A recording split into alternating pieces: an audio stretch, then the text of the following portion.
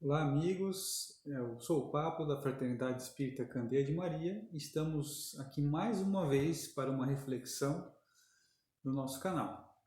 Hoje vamos falar sobre a passagem de Lucas, do capítulo 16, Dá conta de tua administração. Emmanuel faz um comentário no livro Fonte Viva chamado o capítulo Administração, que é onde a gente vai fazer basear a nossa conversa. Lembrando que a cada oportunidade, todas as coisas que nós temos hoje são nos dadas por Deus para que a gente administre essas coisas. E muitos de nós ainda, com um pensamento muito material, às vezes esquece, mergulhado na matéria, que a gente não é proprietário disso tudo. E isso pode causar vários problemas. No Evangelho, ele chama isso de mordomo, né? Como administrador e mordomo tem o mesmo significado. Então, cada pessoa, cada inteligência na Terra terá que dar conta daquilo que Deus confiou àquela pessoa. Parecido também com a parábola dos talentos. Então, a fortuna e a autoridade não são os únicos valores que devemos dar conta hoje e amanhã.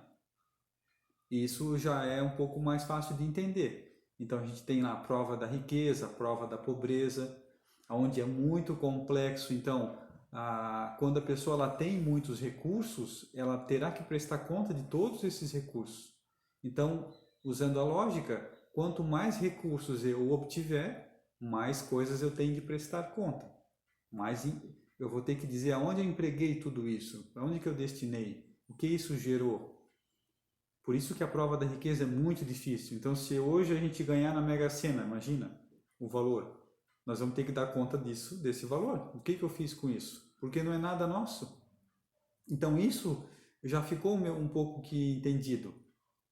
É fácil de compreender. Então, eu tenho que dar conta dos bens materiais que eu estou tendo posse nesse momento.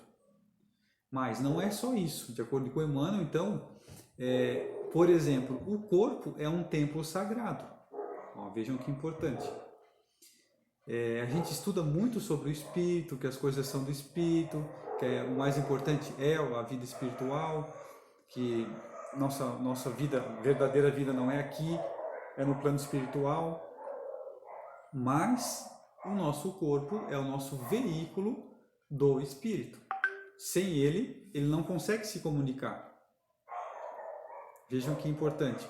Então, por esse e outros motivos, eu tenho que cuidar desse corpo para que ele consiga fazer tudo o que ele veio fazer aqui na Terra.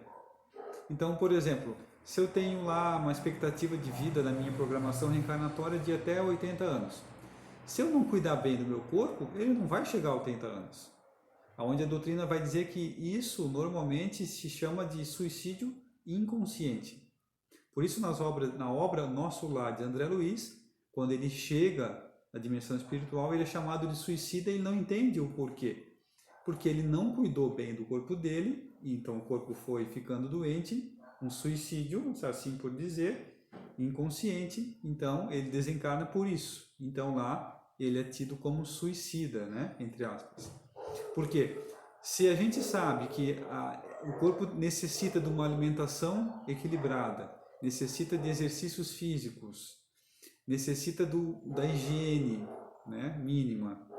Então, para que ele consiga ter toda essa energia, essa vitalidade, para mim vir trabalhar, para mim desenvolver as minhas virtudes, passar por esse desenvolvimento.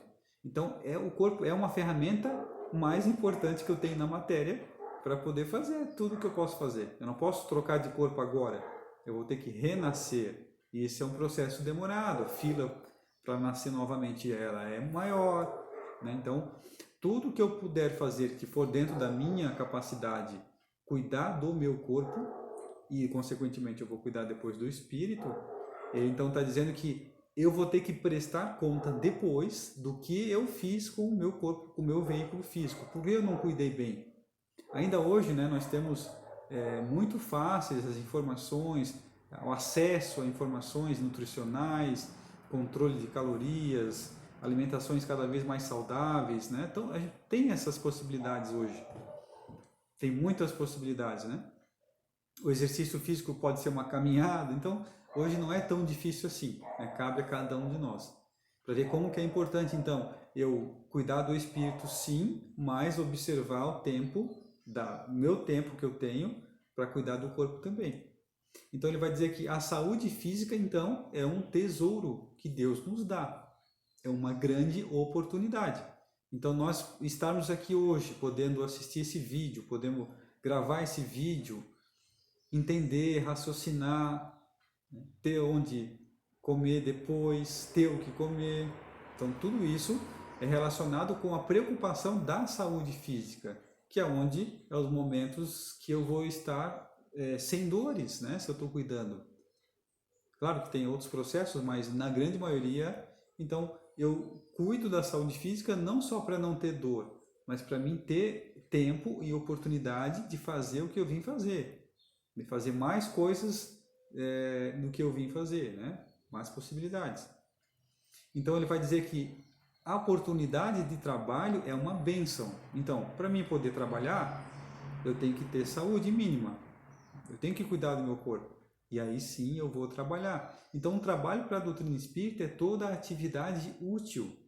É tudo que eu posso fazer útil, que é útil para alguma coisa. Útil para a natureza, útil para a sociedade. É útil, não é um trabalho necessariamente de carteira assinada. Então, toda atividade útil é um trabalho. E nós fomos criados, nós encarnamos aqui para trabalhar também, para ajudar na criação, para construir uma sociedade, um mundo melhor. Como é que Deus age? Pelas pessoas. Nós somos os instrumentos de Deus. Então ele vai dizer que a possibilidade de servir é um obséquio divino. Então olha só que legal, porque tá numa sequência, né? Então eu estou cuidando do meu corpo, estou saudável, posso trabalhar, tenho a bênção do trabalho e a possibilidade de servir outras pessoas é uma bênção. Então, olha quantas coisas a gente pode fazer. Às vezes a pessoa, não sei o que fazer, não sei qual é a minha missão aqui na Terra.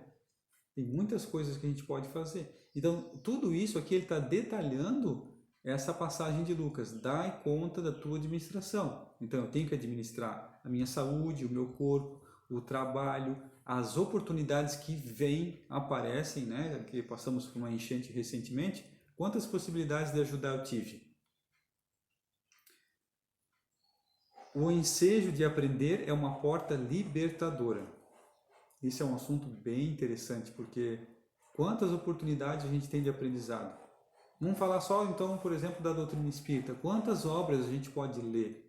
Quantos vídeos hoje temos na internet, cursos online, cursos nas casas espíritas, o evangelho sendo espalhado por todo o planeta?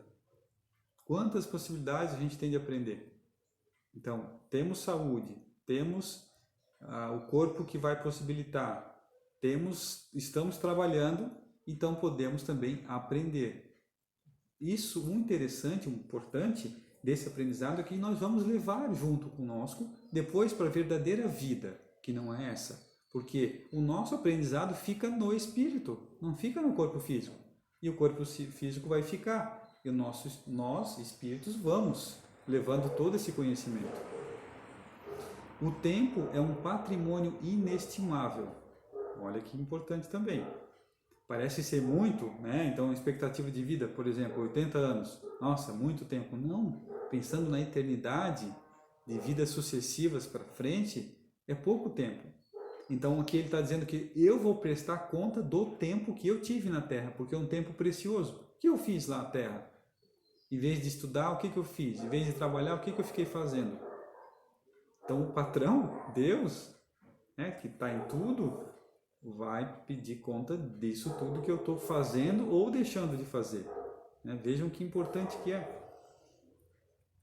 O lar é uma dádiva do céu. A nossa casa, o nosso lar. Que bom que temos um lar. Se não temos nosso, mas temos um lugar para ficar, não damos valor, né? Então eu tenho que prestar conta do meu lar. Como que eu estou agindo no meu lar? Estou cuidando do meu lar? O amigo é um benfeitor. Quem não tem um amigo? Uns mais, outros menos. Também podemos então que esses amigos são benfeitores. Como Deus age por nós, então é um momento que Deus age nos ajudando também pelos amigos. Quando eu preciso de uma boa palavra, de um apoio, de um auxílio, quem que vem ao meu encontro? Os amigos, que são nossos benfeitores, né? Então, será que eu estou fazendo amigos? Será que eu estou me abrindo para isso? A experiência benéfica é uma grande conquista.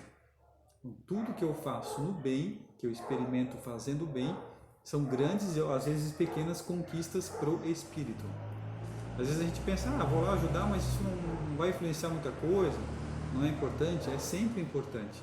Talvez a gente não vê o resultado agora, mas para frente vai ser importante. Primeiro para nós, depois para aquela ocasião que a gente está ajudando. Então, a ocasião de viver em harmonia com o Senhor, com os semelhantes e com a natureza é uma glória comum a todos. Olha quantas possibilidades no Brasil, principalmente, quanta natureza, quantos passeios a gente pode fazer, quanto contato com a natureza a gente pode ter. E a gente precisa desse contato, né? A hora de ajudar os menos favorecidos de recursos ou de entendimento é valiosa. E quanto tempo a gente tira nosso para ajudar outras pessoas, conversando ou materialmente? Pensemos nisso, porque são as oportunidades que nos aparecem e depois eu presto conta disso também. O chão para semear, a ignorância para ser instruída e a dor para ser consolada são apelos que o céu envia sem palavras ao mundo inteiro. Que fazes, portanto, dos talentos preciosos que repousam em teu coração, em tuas mãos e no teu caminho?